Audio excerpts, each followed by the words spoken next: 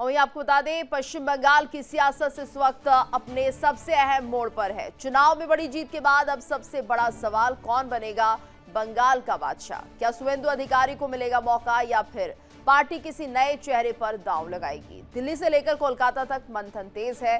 सूत्रों के मुताबिक प्रधानमंत्री नरेंद्र मोदी की पसंद पर ही आखिरी मोहर लगेगी। वहीं गृह मंत्री अमित शाह खुद इस पूरी प्रक्रिया की कमान संभाले हुए हैं और गुरुवार को बंगाल दौरे पर भी जा रहे हैं। बताया जा रहा है कि 9 मई को नई सरकार का शपथ ग्रहण समारोह हो सकता है, लेकिन इस बीच ममता बनर्जी की सियासी चालों ने एक नया पेच फंसा दिया है, जिससे कि सस्पेंस और भी गहरा गया है। तो आखिर किसे मिलेगा सत्ता का ताज, कौन संभालेगा बंगाल की कमान, ये देखना होगा। वहीं इस बीच एक बड़ी खबर आ रही है, पश्चिम बंगाल में नई सरकार को लेकर हलचल तेज हो गई है।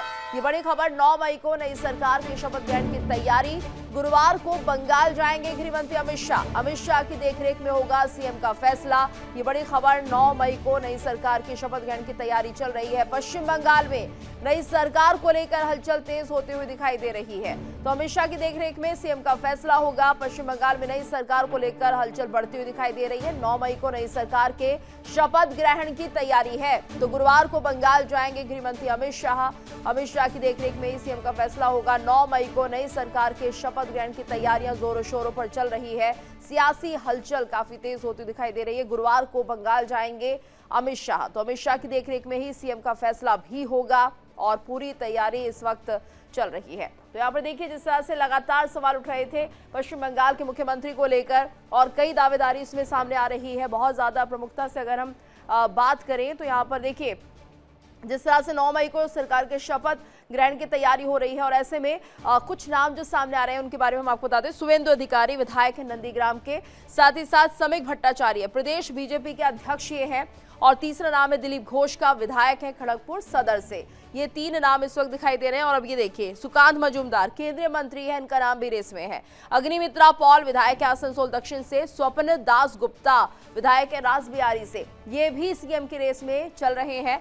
तो कुल मिलाकर ये वो नए नाम और चेहरे हम देख पा रहे हैं। हालांकि काफी काम संगठन में किया है, काफी काम बीजेपी में किया है, और ऐसे में यहाँ कौन बनेगा बंगाल का सीएम, तो उसको देखते हैं। शुवेंदु अधिकारी के नाम पर अगर मोहर लगती है तो उसमें सीएम पद के टॉप दावेदारों में से एक माने जा रहे हैं, जिसके चलते कहा जा रहा है कि इनके नाम पर मोहर लग सकती है। शुवेंदु अधिकारी के पास जमीनी पकड़ काफी ज्यादा है और ऐसे में ये जिस तरह से लगातार काम कर रहे थे वो भी बहुत महत्व रखता है। तो ऐसे में मजबूत सांगठनिक नेटवर्क इनका है और बूथ लेवल पर कार्यकर्ताओं के साथ अच्छी खासी इनके एक तरह से पकड़ है। तो बंगाल में बीजेपी का आक्रामक लोकप्रिय चेहरा भी माने जाते हैं, सभी को साथ लेकर चलते हैं। और 2021 में नंदीग्राम में ममता बनर्जी को इन्होंने हराया था। तो जो बड़ी चुनौती ममता बनर्जी पश्चिम बंगाल में दिख रही थी, उन्हें किस तरह से हराते हुए नजर आए ये भी देखा। दूसरा, ये जॉइंट किलर का तमगा इन्होंने हासिल किया था उस वक्त, और ऐसे में ये माना जाए क्योंकि ममता के किले में सेंध लगाने का काम अगर किसी ने किया है तो वो है शुवेंदु अधिकारी। और मुख्यमंत्री पद के लिए दांव भी काफी मजबूत इनका माना जा रहा है। दिलीप घोष का नाम हम ले रहे हैं और उनकी बात कर लेते हैं, क्योंकि जिस तरह से ये भी संगठन में काम कर चुके हैं और ऐसे में मुख्यमंत्री पद के लिए ये दांव भी काफी मजबूत दिख रहा है। तो यहाँ पर दिलीप घोष को अगर हम देखें तो आरएसएस प्रचारक का रोल उन्होंने हमेशा किया है और ऐसे में आरएसएस के प्रचारक रहे हैं, संघ के जरिए ही बीजेपी में वो आए हैं। तो ऐसे में इनका नाम भी रेस में चल रहा है। वहीं पूर्व में बीजेपी के प्रदेश अध्यक्ष भी ये रह चुके हैं। तो दिलीप घोष के अगर हम पूरे कार्य प्रणाली की बात करें तो उनका भी एक अच्छा खासा नाम है। पिछले कई वर्षों से बीजेपी को मजबूत करने में इनका बड़ा योगदान रहा है। और ऐसे में यहाँ पर देखिए, समीक भट्टाचार्य का नाम भी सामने आ रहा है, जिसमें कि पश्चिम बंगाल बीजेपी के अध्यक्ष है। कहा जा रहा है इनको भी बड़ी जिम्मेदारी दी जा सकती है। वहीं संघ से पुराना जुड़ाव है समीक भट्टाचार्य का, जिसके लिए ये जो दाव है ये और भी ज्यादा मजबूती के साथ रखा जा रहा है। तो संगठन क्षमता के लिए जाने जाते, संगठन को मजबूती देना, संगठन को किस तरीके से आगे बढ़ाना है, एक तरह से इनकी रणनीति रहती है। वहीं अग्निमित्रा पॉल अगला चेहरा, बंगाल में बीजेपी का ये मुख्य चेहरा है। अगर हम देखें महिला चेहरे के तौर पर तो अग्निमित्रा पॉल का नाम सामने आ रहा है। फैशन डिजाइनिंग का करियर छोड़कर ही राजनीति में आई है और ऐसे में एक बड़ी भूमिका भी इन्होंने अपनी निभाई है राजनीति में। तो महिला सीएम पर दांव अगर खेला जाता है तो रेस में अग्निमित्रा पॉल का नाम सबसे आगे रहने वाला है। इस तरह के कयास भी लगने लगे हैं। तो देखिए, कौन बनेगा बंगाल का सीएम, ये हमने पूरी लिस्ट आपको दिखाने की कोशिश की है। कौन कौन से ऐसे दावेदार हैं जो कि सामने हमें दिख रहे हैं। और ऐसे में अगर हम लगातार इन नामों की चर्चा करें तो ये माना जाए कि अब ज्यादा समय बचा नहीं है, लेकिन जो फैसला है वो संगठन को करना है। बीजेपी तय करेगी कि उनका मुख्यमंत्री कौन होगा पश्चिम बंगाल के लिए। और ऐसे में मेरे साथ हमारे सहयोगी भी लगातार जुड़े हुए हैं, उनका भी हम रुख कर लेते हैं। हमारे साथ ब्यूरो हेड सुशील कुमार तिवारी जी जुड़े हैं, साथ ही पंकज राय दिल्ली से संवाददाता जुड़े हुए हैं, अमरदेव पासवान हमारे साथ पश्चिम बंगाल से जुड़े हुए हैं। सबसे पहले रुक कर लेते हैं अमरदेव पासवान का। अमरदेव, क्या कुछ हलचल तेज होती दिखाई दे रही है? यहाँ पर शपथ ग्रहण समारोह होना है 9 तारीख को, क्या तैयारी है उसको लेकर? जी बिल्कुल, शपथ ग्रहण को लेकर ही पूरी तैयारियां अभी शुरू हो चुकी हैं और सभी को जो है सभी जितने भी यहाँ के लोग हैं सभी का नजर है कि कौन बनेगा मुख्यमंत्री। तो ये तमाम चीजें हैं जिनको लेकर जो है अभी चहल पहल जो है शुरू हो चुकी है।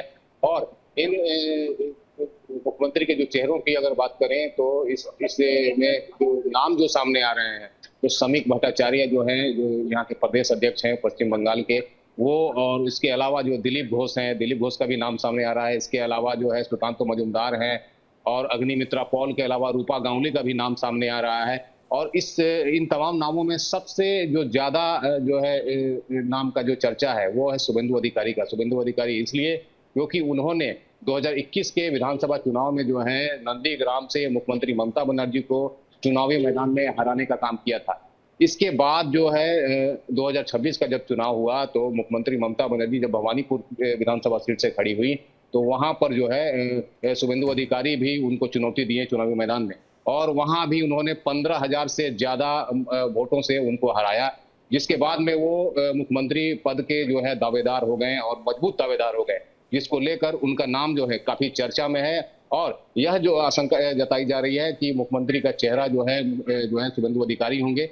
इसके अलावा महिला चेहरा का भी नाम सामने आ रहा है, जिसमें रूपा गांगुली और अग्निमित्रा पॉल का भी नाम सामने आ रहा है। लेकिन जिस तरीके से बीजेपी के जो सूत्रों से अगर हम माने तो उनके अलावा उनके द्वारा जो खबरें जो सामने आ रही हैं, तो 2 चेहरे जो है सामने आएंगे। एक महिला चेहरा जो सामने आ रहा है, उप मुख्यमंत्री का चेहरा सामने आ रहा है।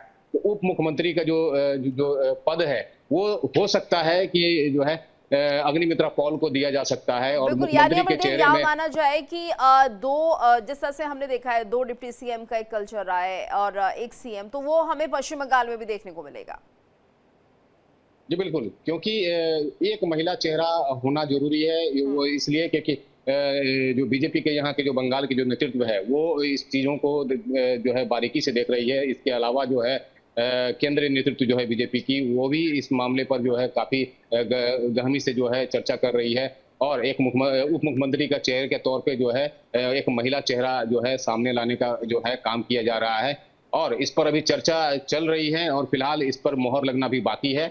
और इसके अलावा जो अगर हम बात करें मुख्यमंत्री के चेहरे पे, तो मुख्यमंत्री के चेहरे में जो है तो कहीं ना कहीं जो है शुभेंदु अधिकारी का नाम जो है वो सामने खुलकर आ रहा है। लेकिन उनके नाम पर भी मोहर लगनी बाकी है। और फिलहाल बीजेपी का जो नेतृत्व है, केंद्र और राज्य का नेतृत्व, वो इस तमाम चीजों पर जो है फैसला करेंगे। बिल्कुल। और अमरदेव, कहा यह भी जा रहा था कि दिल्ली भी आ चुके हैं शुभेंदु अधिकारी, कल भी ये चर्चा काफी तेज थी। पंकज का हम रुख कर लेते हैं। पंकज, क्या कुछ जानकारी मिल पाई है? क्या कुछ बैठकों का दौर चल रहा है दिल्ली में? नामों को लेकर चर्चा हो रही है, हालांकि अभी कुछ फाइनल होता हुआ दिखाई नहीं दे रहा है।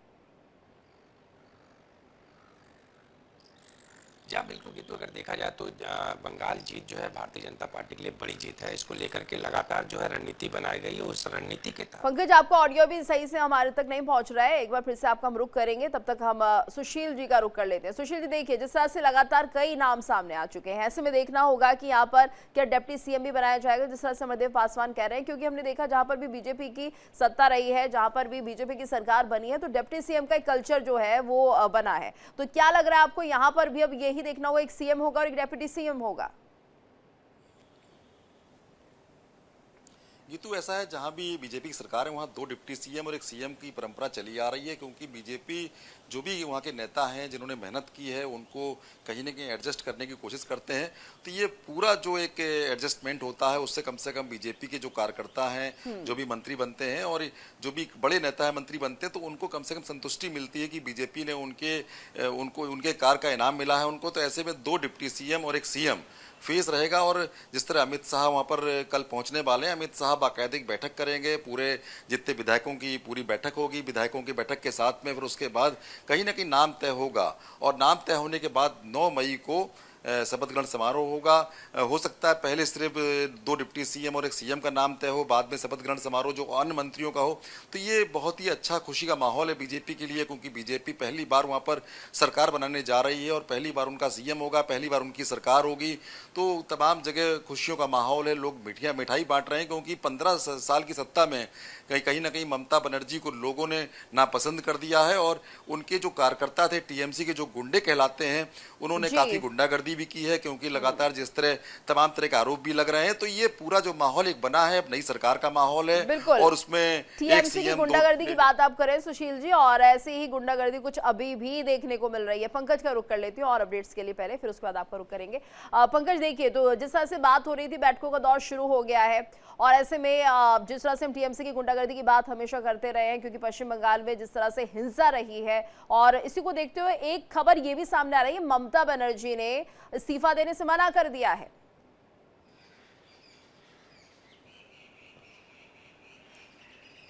जी हाँ, बिल्कुल। देखिए, उन्होंने बाकायदे मंच से और कई जगह उन्होंने बोला भी है कि मैं इस्तीफा नहीं दूंगी, लेकिन कारण क्या है ये देखना होगा किस तरह से, क्योंकि उस पर शुभेंदु अधिकारी ने बोला है कि इसका एक कानून है, कानून के तहत होगा, बट ये देखना होगा कि वो किस तरह से अपना इस्तीफा देती हैं या आगे किस तरह से लड़ाई होगी। लेकिन बैठकों का दौर, जैसा आपने पूछा कि भारतीय जनता पार्टी में कहीं न कहीं बैठक क्या, रणनीति सब कुछ कंप्लीट है। एक ऐसा घोषणा होगा, क्योंकि अगर देखा जाए पिछले कुछ ऐसे राज्यों में, छत्तीसगढ़ की बात किया जाए या राजस्थान की बात किया जाए या एमपी की बात किया जाए, वहां पर एक ऐसे चेहरे को लाया गया था जिसको किसी को विश्वास नहीं था। तो भारतीय जनता पार्टी क्या अब की बार भी इस तरह का कुछ अनाउंसमेंट करेगी, इस तरह का कुछ घोषणा करेगी क्या? शुभेंदु अधिकारी, जैसा कि उनकी चर्चा चल रही है, अगर देखा जाए तो नंबर 1 पे वो लगातार अगर कई साल से सक्रिय थे, उन्होंने वहां पर बूथ स्तर से लेकर के तमाम कार्यकर्ताओं को जोड़ना और कहीं न कहीं मेहनत करना। उनके साथ साथ दिलीप घोष हैं, रूपा गांगुली हैं, ऐसे कई चेहरे हैं जिन पर चर्चाएं चल रही है। लेकिन भारतीय जनता पार्टी किस तरह से वहां पर घोषणा करेगी कि हमारे प्रत्याशी ये हैं, ये देखना बाकी होगा। क्या कोई चौंकाने वाला फैसला होगा या इन्हीं में से एक किसी को सीएम बनाया जाएगा, ये देखना बाकी होगा। क्योंकि जिस तरह से अगर देखा जाए, पिछले कुछ ऐसे राज्य थे जहां पर भारतीय जनता पार्टी ने चौंकाने वाला फैसला लिया है। तो अब ये देखना है कि भारतीय जनता पार्टी का यहां पर किस तरह से फैसला होता है। क्या बंगाल में एक नया चेहरा मिलता है या बंगाल में जो लोग मेहनत किए हैं, अगर देखा जाए जमीनी स्तर पर दिलीप घोष की बात किया जाए, शुभेंदु अधिकारी की बात किया जाए और तमाम ऐसे कई नेता हैं जो लगातार जमीनी स्तर पर काम किए और भारतीय जनता पार्टी को पिछले कई वर्षों में मेहनत कर कर यहाँ पर पहुंचाने में कहीं न कहीं अहम योगदान निभाए हैं। तो ये अब देखना होगा, दिलचस्प रहेगा कि भारतीय जनता पार्टी क्या इन्हीं कार्यकर्ताओं के बीच से एक को किसी को सीएम बनाती है या डिप्टी सीएम पे जिस तरह से सहयोगी ने बताया कि महिला की बात है। साफ और स्पष्ट है शुभेंदु अधिकारी का जो योगदान रहा है, लेकिन बाकी और भी ऐसे चेहरे हैं जो कि संगठन में एक मजबूत छवि भी रखते हैं, संगठन को मजबूत भी करते हैं। और अपडेट के लिए आपको रुख करेंगे। इस बीच एक बड़ी खबर आ रही है, चुनाव आयोग को जिम्मेदार ठहरा रही है ममता बनर्जी। बड़ी खबर आ रही है, चुनाव आयोग को जिम्मेदार ठहरा रही है ममता बनर्जी। बंगाल चुनाव में 15 साल बाद सत्ता से बेदखल, त्योहार के बाद पहली बार मीडिया के सामने ममता बनर्जी। हम चुनाव नहीं हारे हैं, ममता बनर्जी कह रही हैं, हम बंगाल विधानसभा चुनाव नहीं हारे हैं। उन्होंने हर तरह की ताकत का इस्तेमाल किया। ममता बनर्जी का बयान। আমাদের প্রথম কথা হচ্ছে আমরা কিন্তু হারিনি, আমাদের 100 সিট জোর করে লুট করা হয়েছে। যে ওরা কিন্তু প্রথমে বিজেপি এরিয়া দিয়ে শুরু করবে এবং ইলেকশনে কাউন্টিং হয় 14 থেকে 18 রাউন্ড। প্রথম 2-3টে রাউন্ড ওরা কিন্তু কাউন্টিং করবে, প্ল্যান করে বিজেপি ওখান থেকে, যাতে ছেলেপেলেদের মোরাল ভেঙে যায়, বিজেপি গুন্ডামি করতে সাহস পায়। ইলেকশন কমিশন যিনি ব্ল্যাক হিস্ট্রি তৈরি করেছেন। और ममता के इस्तीफे नहीं देने वाले बयान पर शुभेंदु अधिकारी का बयान भी सामने आया। उन्होंने कहा संविधान में सब कुछ साफ लिखा हुआ है, इस पर ज्यादा कहने की जरूरत नहीं है। ममता बनर्जी ने कहा इस्तीफा नहीं दूंगी। ये बड़ी खबर, शुभेंदु अधिकारी का रिएक्शन भी आ गया है कि संविधान में सब कुछ लिखा हुआ है, ममता बनर्जी के कहने से कुछ नहीं होता और इस पर ज्यादा कहने की जरूरत नहीं है। इसमें पार्टी प्रवक्ता बताएगा, कॉन्स्टिट्यूशन में सब लिखा हुआ है, ज्यादा बोलने का जरूरत नहीं। बिल्कुल। और अपने आप में देखिए बहुत बड़ा बयान जो है ममता बनर्जी दे रही हैं। ऐसे में ये समझने की बहुत जरूरत है यहाँ पर अमरदेव कि आखिर ऐसा क्यों कह रही हैं और क्या ये वाकई संभव हो पाएगा। जब संविधान में सब कुछ लिखा है तो यहाँ पर ममता बनर्जी की मनमानी चल कैसे सकती है? देखिए, 15 साल की सत्ता में रही हैं मुख्यमंत्री ममता बनर्जी, और इस बार जो उनकी हार हुई है, वो हार उनसे कहीं न कहीं जो है बर्दाश्त नहीं हो रही है। शायद यही कारण है कि उन्होंने एक संवाददाता सम्मेलन कर ये साफ कह दिया कि वो चुनाव जो है नहीं हारी हैं, और वो जो है मुख्यमंत्री पद से इस्तीफा भी नहीं देंगी। तो ये बहुत बड़ी चीज़ है कि उन्होंने यह बात रखी है, और इसको लेकर जो है काफ़ी चर्चा हो रही है कि आखिर मुख्यमंत्री ने इस तरह की जो है शब्दों का क्यों और कैसे इस्तेमाल किया, क्योंकि आप देख सकते हैं किस तरीके से चुनाव हुआ, और चुनाव के बाद में जो है मतगणना हुई। मतगणना के बाद में जो रुझाने जो सामने आई, जो रिजल्ट सामने आया, उसमें जो है बीजेपी ने काफ़ी बढ़त के साथ और काफ़ी जो है बहुमत के साथ जो है जीत हासिल की, और अब सरकार बनाने जा रही है। तो कहीं ना कहीं ये देखा जा रहा है कि मुख्यमंत्री ममता बनर्जी है जो है वो इस हार को बर्दाश्त नहीं कर पा रही हैं, जो है इस तरीके से जो है बयान दे रही है। ये बयान उनका ये कोई नया नहीं है, इससे पहले भी कई बयानों को लेकर वो चर्चे में रही हैं, और यही बिल्कुल, लेकिन वही अभी चीज ऐसा जो है लग रहा है कि वो 15 साल की जो सत्ता है वो इनके ऊपर हावी हो रही है, हार को बर्दाश्त नहीं कर पा रही है सुशील जी, और यही बता रहा है कि ममता बनर्जी किस तरह की नेता बन गई थी इन 15 सालों में, तानाशाह नेता, जो चाहेंगी वो करेंगी, लेकिन संविधान कहां पर है। ऐसे में ममता बनर्जी विपक्ष की बड़ा चेहरा मानी जाती है, लेकिन अगर उन्हें संविधान की ही जानकारी नहीं है, क्योंकि विपक्ष तो हमेशा संविधान की बुक लेकर बैठा रहता है, लेकिन इन्हें कोई जानकारी नहीं है कि इन्हें इस्तीफा देना है या नहीं देना, और ऐसी बात का मतलब क्या है।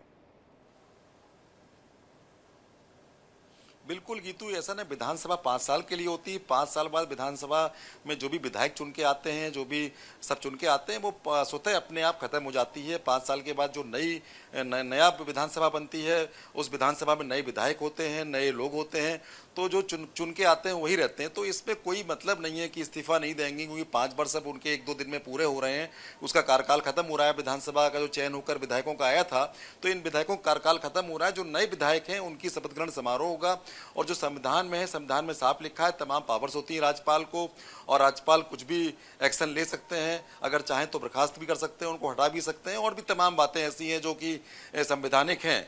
लेकिन 5 साल बाद जब सत्ता में सब कुछ खत्म हो जाएगा, विधायक रहेंगे नहीं, तो क्या मतलब है इसका कि वो इस्तीफा दें ना दें। कहीं न कहीं अपनी खींच बिटा रही, उनको लगता है मैं 15 साल तक सत्ता में रही हूँ और मैं सत्ता से अभी भी नहीं हटूंगी।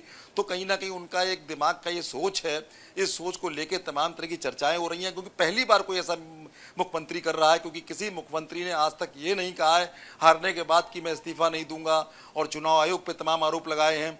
तो ये सब बातें हैं, कहीं ना कहीं सुप्रीम कोर्ट और कोर्ट पर भी कम से आरोप लगा रही हैं कि वो साथ नहीं दे रहा है, ये कर रहे हैं। तो ऐसे में ममता बनर्जी कहीं ना कहीं ऐसी बातें कर रही हैं जो संवैधानिक नहीं है, और ये बात उनकी चलने वाली नहीं है। संवैधानिक संस्थाओं पर तो ममता बनर्जी ने आरोप लगा दिए हैं, लेकिन यहाँ की जनता, पश्चिम बंगाल की जनता ने मैंडेट दिया है, उसको भी अगर नहीं मानेंगी तो इनकी सोच जो है सबके सामने आ रही है कि किस तरह की सोच इनकी रही है। इस बीच एक बड़ी खबर आ रही है, बंगाल में जीत पर सीएम योगी का बयान सामने आ चुका है। पश्चिम बंगाल की जनता ने भी करके दिखा दिया है, तो सनातन का अपमान करने वालों का सूपड़ा साफ हो गया है। विकास के नाम पर आने वाले पैसों पर डकैती बंद, ये बड़ी खबर। सीएम योगी का बड़ा बयान ये माना जा रहा है, जिस तरह से पश्चिम बंगाल की जनता को लेकर कहा है कि पश्चिम बंगाल की जनता ने करके दिखाया, सनातन का अपमान करने वालों का सूपड़ा साफ कर दिया गया है। सरकार जब आती है तो परिणाम भी लाद के लेके आती है। देखो ना, बंगाल में वहां की जनता ने कैसा जवाब दिया, वहां टीएमसी को एकदम सुपड़ा साफ कर दिया। जो भी जनता की उपेक्षा करेगा, विकास के नाम पर आने वाले पैसे पे डकैती डालेगा, गुंडों को प्रश्रय देगा, भारत की धरती पर सनातन का अपमान करेगा, उसका सुपड़ा साफ होना तय है, उसको कोई रोक नहीं सकता है। और बंगाल की जनता ने यह करके दिखाया है। मैं बंगाल की जनता का भी इस अवसर पर अभिनंदन करता हूं कि उन्होंने प्रधानमंत्री मोदी जी के मार्गदर्शन और उनके नेतृत्व पर विश्वास किया है। अब बंगाल सोनार बांग्ला बनेगा। तो देखिए, सीएम योगी आदित्यनाथ का ये बयान, और बंगाल की जनता ने कर दिखाया है, एक बड़ा बयान उन्होंने दे दिया। पंकज, और सनातन को लेकर हमने देखा किस तरह से ममता बनर्जी अक्सर कहीं ना कहीं हिंदुत्व से दूर भागती रही और विशेष धर्म को ही एक तरह से सपोर्ट करती रही, और शायद यही वजह रही जिसके चलते जो पश्चिम बंगाल का हिंदू था वो ममता बनर्जी के लिए आश्वस्त नहीं था। उन्हें लग रहा था कि अगर वो दोबारा सत्ता में आती हैं तो फिर सनातन पर ही बड़ा खतरा हो सकता है, और इसी बात का जिक्र सीएम योगी ने भी किया।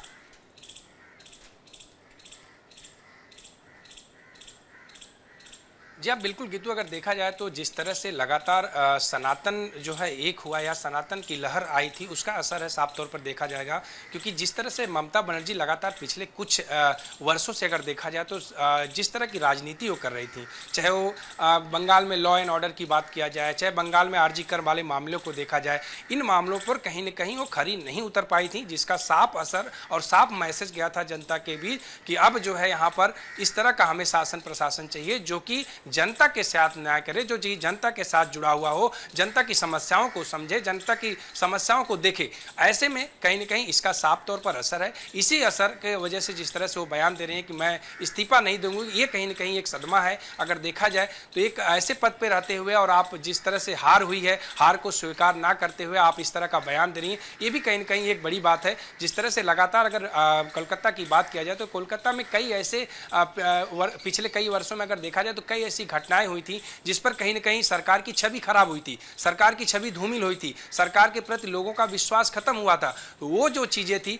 वो कहीं न कहीं एक बड़ा मुद्दा बना था और उस मुद्दे को भारतीय जनता पार्टी कहीं न कहीं जनता के बीच, पब्लिक के बीच और लोगों के बीच इस मैसेज को दिया और पहुंचाया। उसका साफ असर था कि भारतीय जनता पार्टी पूर्ण बहुमत से इतनी बड़ी जीत हासिल किया है। अब देखना ये होगा कि भारतीय जनता पार्टी इन मुद्दों पर किस तरह से काम करती है, किस तरह से वहां पर कौन मुख्यमंत्री बनता है, तमाम चीजें, क्योंकि जनता ने विश्वास किया है और जनता का विश्वास, जैसा कि अभी आपने सुना कि खुद सीएम योगी ने बोला कि जनता के साथ जो अविश्वास करेगा या विश्वासघात करेगा उसको इस तरह से भुगतना पड़ेगा। तो अब भारतीय जनता पार्टी के लिए भी एक चुनौती होगी कि बंगाल में किस तरह से लॉ एंड ऑर्डर से लेकर के तमाम जो चीजें ऐसी थी जिससे जनता कहीं न कहीं पिछले कई वर्षों से त्रस्त थी, उस पर किस तरह से काम किया जाएगा, उनको किस तरह से एक आश्वासन दिया जाएगा, किस तरह से लोगों का विश्वास जीता जाएगा और किस तरह से लोगों के लिए काम किया जाएगा, ये चुनौती होगी। इस चुनौती पे कहीं न कहीं भारतीय जनता पार्टी खरी उतरेगी तो कहीं न कहीं जनता का भी दिल जीतने में कामयाब होगी। और जिस तरह से अब तक की जो जीत है ये बड़ी जीत है और सनातन इस बार के चुनाव में बड़ा मुद्दा रहा, हिंदुत्व बड़ा मुद्दा रहा यहाँ पर, सुशील जी, यही माना जाएगा और यही वजह भी रही जिसके चलते जो पश्चिम बंगाल की जनता है उन्होंने ममता बनर्जी को मुंह तोड़ जवाब दिया है। कई ऐसे वाक्य रहे जहां पर ममता बनर्जी ऐसा लगा कि हिंदुओं के खिलाफ है, जिस तरह से उन्हें महाकुंभ को लेकर भी कहा और तमाम तरह के जो बयान थे उन्हें सबको ध्यान में रखते हुए किस तरह से रामनवमी पर हिंसा हुई थी और उस पर ममता बनर्जी का कोई एक्शन ना लेना, ये पूरे ऐसे प्रकरण थे जो एक तरह से पटकथा लिख रहे थे ममता बनर्जी के हारने की। हाँ बिल्कुल, सनातन का बहुत अपमान हुआ है जिस तरह उन्होंने महाकुंभ को मृत्यु कुंभ कह दिया। और साथ में अगर बात करें, जय श्री राम के नारे तक नहीं लगाने देते थे। जो अगर भारतीय जनता पार्टी कार्यकर्ता कहीं भी जय श्री राम के नारे लगाते थे उनसे मारपीट टीएमसी कार्यकर्ता कर लेते थे। और यहाँ तक कि जब योगी जी गए, कम से कम 20 जनसभाएं की हैं, तमाम रोड शो किए, कई रोड शो ममता बनर्जी की सरकार ने उनके नहीं होने दिए, उस पर रोक लगा दी। जब रोड शो लेके निकलते थे सीएम योगी तो उस टाइम पर वहाँ पर लोग जय श्री राम के नारे भी लगाते थे, हिंदू सम्राट के जयकारे भी लगाते थे और साथ में बुलडोजर बाबा की भी जयकारे लगाते थे। तो सनातन को लेकर योगी जी ने बहुत बड़ा मोर्चा खोला था बंगाल में और लगातार वहां पर सनातन की जीत के लिए वो लगातार आश्वस्त थे। उनको लगता था कि यहाँ के लोग बहुत ही परेशान हैं। उन्होंने साफ साफ कहा था कि जो अत्याचार यहाँ की जनता के साथ में टीएमसी सरकार कर रही है बहुत ही गलत है। और साथ में उन्होंने कहा था सनातन का जहां जहां अपमान होगा वहां पर वो सरकारें नहीं रह पाएंगी। इसी तरह महुआ मोइत्रा ने भी तमाम बातें काली माता के लिए कहीं और तमाम ऐसी बातें हैं जो सनातन को लेकर तमाम जो टीएमसी के नेता हैं लगातार कहीं ना कहीं अटैक करते रहते हैं। उसको लेके बीजेपी ने बाकायदे सनातनियों को एक किया और सनातन की जयकारे लगवाए और सनातन की विजय के लिए उन्होंने पूरा अपना मोर्चा खोल दिया। और खास तौर में जो हिंदुत्व का चेहरा योगी जी ने तो जो वहां पर स्पीच दी है, लोगों ने इतनी तालियां बजाई हैं, लोगों ने बाकायदे उनकी वाहवाही की है और योगी जी को बिल्कुल सिर पर बैठा लिया और उनको कहा कि ऐसा ही मुख्यमंत्री हमको भी चाहिए जो गुंडों को नेस्तनाबूद कर सके। तो कहीं ना कहीं शुभेंदु अधिकारी जिनको मुख्यमंत्री की रेस में सबसे आगे देखा जा रहा है, तो बंगाल में जिस तरह की गुंडागर्दी है उसको खत्म करने के लिए कहीं ना कहीं जो योगी मॉडल है उत्तर प्रदेश का, अगर हम बात करें 2017 से पहले यहाँ पर गुंडागर्दी चरम पर थी, लेकिन अब धीरे धीरे योगी जी तमाम बदमाशों को खत्म कर चुके हैं। उसी तरीके से अब बंगाल में जिस तरह की गुंडागर्दी है, बदमाशी है और सनातन के नाम पे लोग वहां पर सनातनियों को मारते थे, पीटते थे, आज भी एक हत्या कर दी है। जिस तरह वहां पर एक जुलूस जा रहा था बालीगुड़ी में एक मधु मंडल कार्यकर्ता, उसको टीएमसी के गुंडों ने उसको इतना मारा कि वो अस्पताल पहुंचते पहुंचते उसकी डेथ हो गई। तो ये जो माहौल है और सनातन के खिलाफ लोग जिस तरह वहां पर जो टीएमसी के गुंडे थे वो खड़े हुए थे, वो कहीं ना कहीं अब उनको मुंह की पटकनी खानी पड़ेगी और उनके खिलाफ कड़ी कार्रवाइयां भी होंगी। गीतू बिल्कुल, और ऐसे में देखने में ये भी आ रहा है कि देखिए जिस तरह से ममता बनर्जी का रुख रहा और कहीं ना कहीं उन्हें यहाँ पर सत्ता से बेदखल होना ही था, जो उनका दंभ था, जो उनकी एक तरह से तानाशाही थी अमरदेव, ये उन पर भारी पड़ी है क्योंकि आप किसी भी तरह से तानाशाह नहीं बन सकते हैं। लोगों ने अपना मैंडेट दे दिया और भवानीपुर से भी करारी शिकस्त उन्हें दी है और उन्हें समझ लेना चाहिए अब जनता क्या चाहती है पश्चिम बंगाल की। जी बिल्कुल, जिस तरीके से मुख्यमंत्री ममता बनर्जी का जो शासन काल रहा और जिस तरीके से यहाँ पर जो है गुंडागर्दी और हिंसा चरम पर रही, उसको देखते हुए जो है यहाँ पर जो है 2026 का के विधानसभा चुनाव में मतदान हुआ और कुछ इस तरीके से हुआ कि आज उनका सत्ता जो है आज उनके हाथ में नहीं रहा। तो कहीं ना कहीं ये जो है ये देखने को मिला कि यहाँ की जो जनता है, बंगाल की जनता, वो शांति चाहती है, अमन चाहती है। ये उसका एक तस्वीर जो है आज जो है उभर कर सामने आई है और आज मुख्यमंत्री ममता बनर्जी आज अपने सत्ता से बेदखल हो गई है। तो ये चीजें जो हैं ये चीजें साफ करती हैं कि किस तरीके से बिल्कुल, और बेहतर यही होगा अमरदेव ममता बनर्जी के लिए अपनी हार की समीक्षा करें, लोगों के पास फिर से जाएं, पूछें कहाँ गलती हुई, लेकिन अभी भी वो इस्तीफा ना देकर एक तरह से अपना नजरिया बता रही हैं किस तरह की नेता वो रहना चाहती हैं। हालांकि जनता ने उन्हें उनकी सीट से उखाड़ फेंका है, इतना ही कहेंगे। धन्यवाद करना चाहेंगे आप सभी का हमारे साथ इस पूरी जानकारी को साझा करने के लिए। और इसी के साथ इस बुलेटिन में फिलहाल इतना ही। रुकेंगे एक छोटे से ब्रेक के लिए, लेकिन इंडिया डेली अब आपके स्मार्ट टीवी पर भी मौजूद है। इंडिया डेली 24/7 इन सभी प्लेटफॉर्म पर लाइव देखें।